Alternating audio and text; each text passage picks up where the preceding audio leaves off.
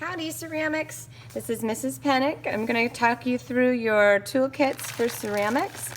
Each of you got a plastic bag full of ceramic tools.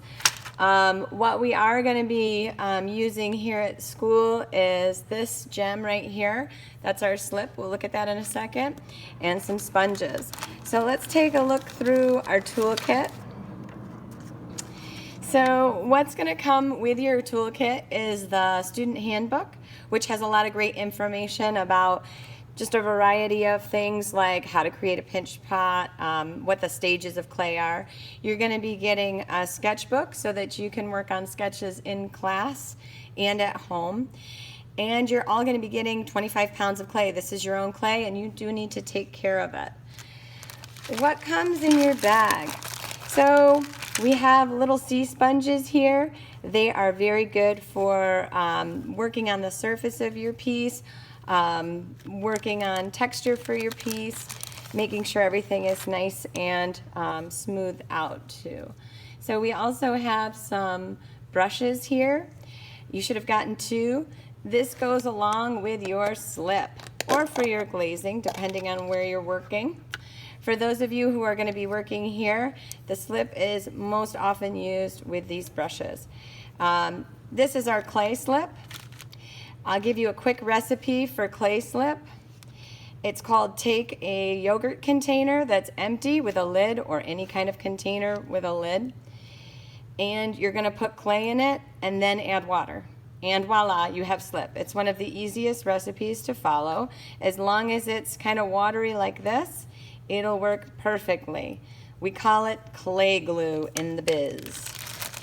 Some other things you might have in your, or you should have in your kit are a needle tool. This is very sharp.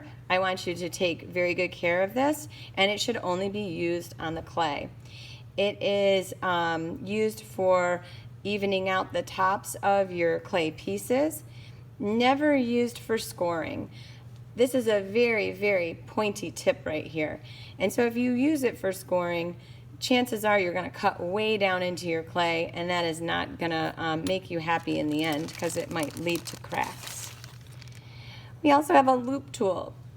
This loop tool has a round end and it has a more squarish end. You might get one that looks like this. You might get one that has a variation of this. This allows you to work into the clay, scoop clay out, hollow out forms, and a lot of times it's used for sculpture. You're also going to find a variety of wood tools in your kit. Wood tools help us sculpt the clay, especially in parts where our fingers can't reach into. Sometimes our fingers can be much bigger and clumsier than some of these tools. This is, you might get ones that look like these, you might get some variations of these. What I tried to do is give everybody something that has like a point that can get right down into the clay. This one, you'll notice, has a flat edge and a point. This has a rounded edge, kind of like your finger, but it's stiffer than your finger. This has a flat end, and this one has like a little scored end. I tried to give everybody one that has a little bit of tooth for texture. This is one of my all-time favorite tools. I use this one in ceramics A and B. This is called a sculptor's thumb. We typically use this point on the wheel, and we use this point for sculpting. This is actually called a sculptor's thumb. Do you see it? I see it. And the last thing you should find in your bag are two rib tools. You should notice the difference immediately.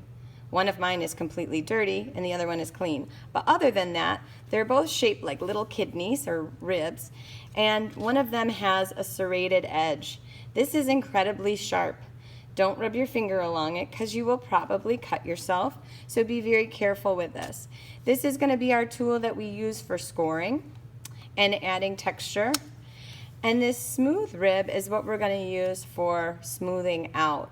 This is also very sharp. It's kind of like when you cut open a can and you leave that sharp edge behind, so be careful with these items. Use all sorts of caution when dealing with some of these, because we want to make sure that we stay safe in the art room and at home. Anytime we're working with clay, remember you want to wash your hands when you're finished working with the clay, because it does have silica in it. So we want to make sure that we're not getting that in our home or in our mouths.